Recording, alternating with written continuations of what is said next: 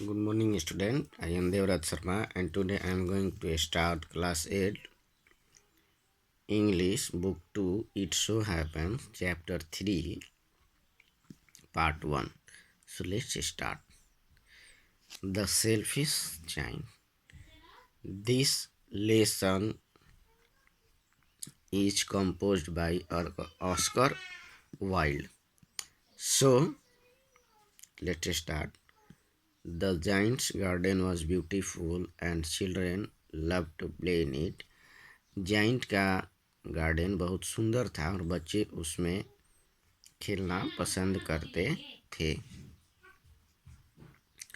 The giant was selfish built a high wall around lovely garden, यानी कि इस प्यारे से गार्डन के चारों तरफ वो स्वार्थी दानव एक बहुत बड़ी दीवार बना दिया।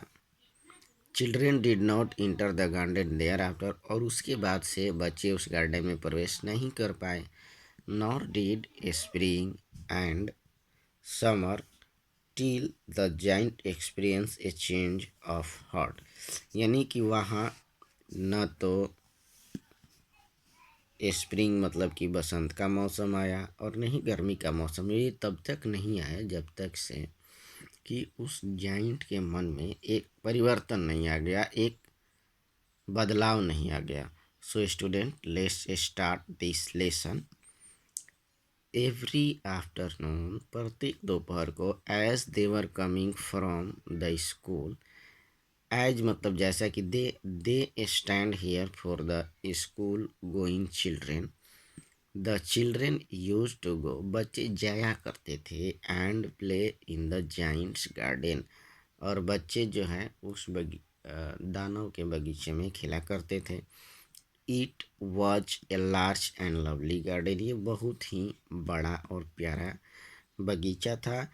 विथ सॉफ्ट ग्रीन घास, जिसकी घास बहुत ही मुलायम थी। Here and there over the grass stood beautiful flowers, और यहाँ वहाँ मतलब इधर उधर उस सुंदर से घास के ऊपर, यानी घास से बहुत सुंदर सुंदर फूल, लाइक स्टार्स, तारों की तरह।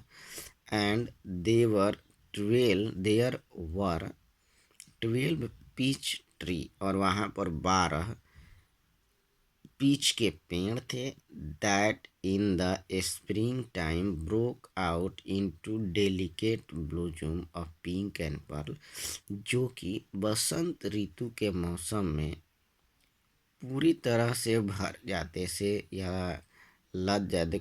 ब्रोकआउट मीन्स होता है खिल जाना, इंटू डेलिकेट में उनसे सुंदर सुंदर फूल आ जाते थे, खिल जाते थे, गुलाबी रंग के और मोती के आकार के।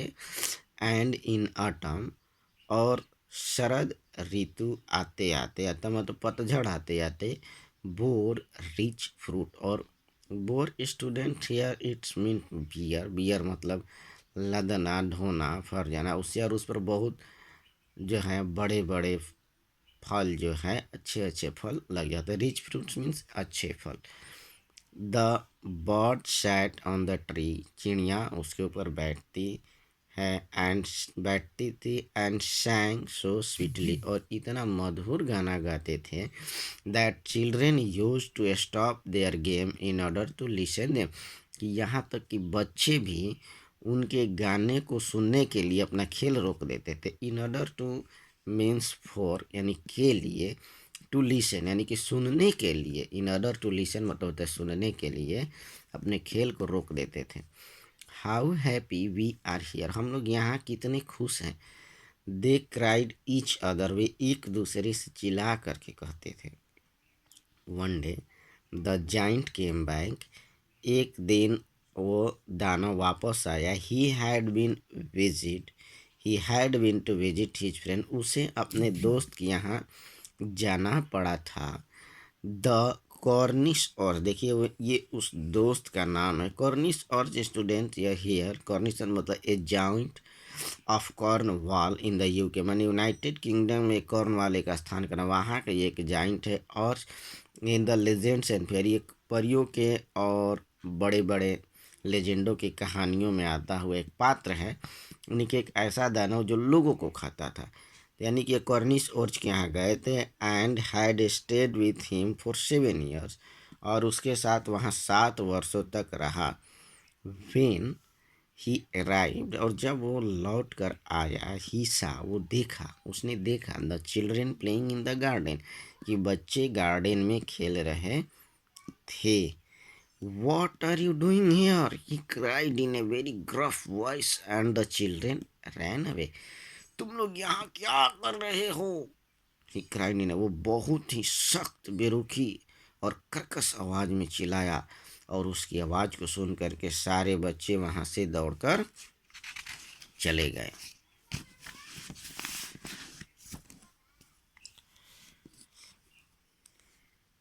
So student, in this figure here is the selfish giant, and all children, after hearing his voice and looking him, they just started running away. So let's start the further part. My own garden is my own garden, यह मेरा अपना garden सिर्फ मेरा है, said the giant, giant ने कहा। Anyone can understand that I will allow nobody to play in it but myself. हर किसी को जो है ये बात समझ में आ जानी चाहिए कि मैं इसमें खुद के अलावे किसी और को खेलने की अनुमति नहीं दूंगा। So he built a high wall around it, इसलिए उसने उस गार्डन के चारों तरफ एक बहुत ही ऊंचा दीवार बना दिया। And put up a notice board, और एक नोटिस बोर्ड लगा दिया। Here that is the notice, trace passers will be prosecuted, यानी कि ट्रेस पासेज मतलब a person or any animal that visited or go into others property without taking any permission. Here its meaning, those who enter somebody's land property without his or her permission. ठीक, will भी, यानी कि जो बिना अनुमति के आएंगे उन्हें यहाँ पर कोर्ट में ले जा करके दंड दिया जाएगा, उन पर मुकदमा किया जाएगा। So he was a very selfish giant, इसलिए वो एक बहुत ही सेल्फिश जाइंट था। The poor children had now nowhere to play, अब बेचारे बच्चों के पास खेलने के लिए कोई जगह नहीं बचा था। They tried to play on the road, वे जो है सड़क पर खेलने का कोशिश किए। But the road was very dusty, लेकिन रोड बहुत धूल से भरा हुआ था। And full of hard stone, और बड़े ही सख्त पत्थरों से भरा हुआ था। And they did not like it, और वो इसे पसंद नहीं करते थे। दे यूज टू वंडर, वो घूमा करते थे, भटका करते थे। राउंड द हाई वॉल्स, उस ऊंचे दीवाल्स के चारों तरफ। वेन, जब, देयर लेसन वर ओवर, यानी जब उनका स्कूल समाप्त हो जाता था, पाठ समाप्त हो जाता। And talk about the beautiful garden inside, और तथा वे अंदर के सुंदर बगीचे के बारे में बात करते रहते थे। How happy we were there, माने हम लोग वहाँ कितने खुश थे। They said to each other, उन सभी ने एक दूसरे से कहते थे। Then spring came and all over the country there were little blossom and little birds, तब बसंत का मौसम आया और सारे देश में हर तरफ छोटे छोटे फूल खिले, और वहाँ छोटी छोटी चिड़ियाएँ सब गाती थी।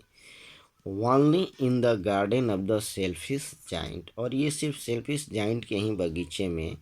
इट वॉज स्टिल विंटर, अभी भी यहाँ पर ठंडी का ही मौसम था, विंटर का मौसम था।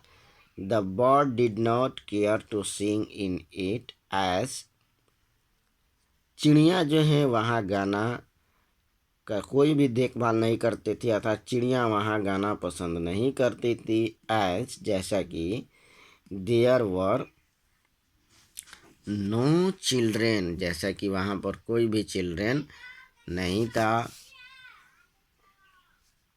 And trees forget to blossom, और उस बगीचे के पेड़ फूलना भूल गए, यानी कि ऐसा आ गया कि उस बगीचे में फूल ही नहीं खिलते थे। चारों तरफ देश में फूल खिले पेड़ों पर, लेकिन उस बगीचे में कोई फूल नहीं खिला। Once a beautiful flowers put it heads out from the grass, एक बार एक सुंदर फूल ग्राउंड के घास से उठ करके अपना सिर उठाया, बट वेन ही सा, लेकिन जब इसने देखा द नोटिस बोर्ड, उस सूचना पट को, it was so sorry for children, उससे बच्चों के लिए बहुत खेद हुआ, that it slipped back into the ground again, और फिर से वो जमीन के अंदर जा करके सो गया, and went off to sleep, और एक लंबी छुट्टी पर चला गया, मतलब सोने के लिए चला गया, फिर वो निकलने का उसका मन नहीं हुआ। The only people who were pleased, और वो लोग जो कि उस गार्डन में खुश थे, were the snow and the Frost, वो कौन थे? बर्फ, snow means student, the the ice that fallen from the sky and covered the whole ground, and frost means the dew that falls from the sky onto the leaves and turned into ice, that is called frost. सो वहाँ पर दो ही थे, snow थे और Frost थे. Spring has forgotten this garden, लगता है कि बसंत इस गार्डन को भूल गया है. दे क्राइड, वे चिल्लाए. So we will live here all the year round, इसलिए अब हम यहाँ सारे वर्ष रहेंगे. The snow covered up the grass with her great white cloak, बर्फ जो है वो पूरे ग्राउंड को अपने सुंदर बड़ी सी सफ़ेद चादर में घेर लिया था, ढक लिया था. And the Frost painted all the trees silver, और जो फ्रॉस्ट था वो पूरे पेड़ों को चांदनी के रंग में रंग दिया था. Then they invited the north wind, तब उन लोगों ने नॉर्थ वाइंड को आमंत्रित किया टू स्टे विद देम, कि वो भी उन लोगों के साथ रहे.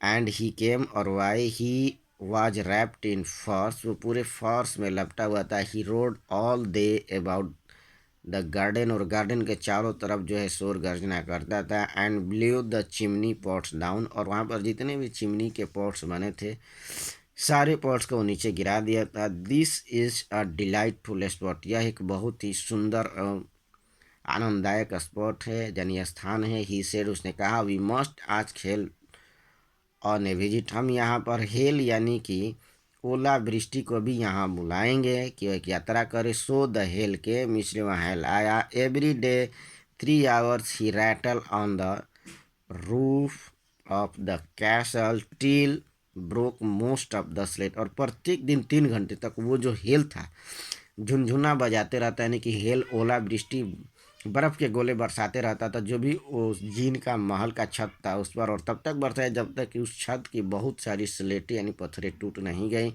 And then he ran around and round the garden as fast he could, और तब वो पूरे बगीचे में उतना तेज़ी से दौड़ता जितना तेज़ी से वो दौड़ सकता था.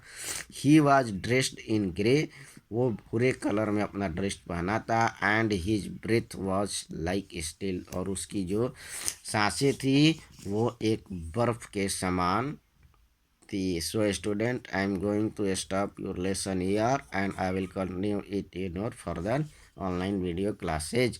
So thank you and have a nice day.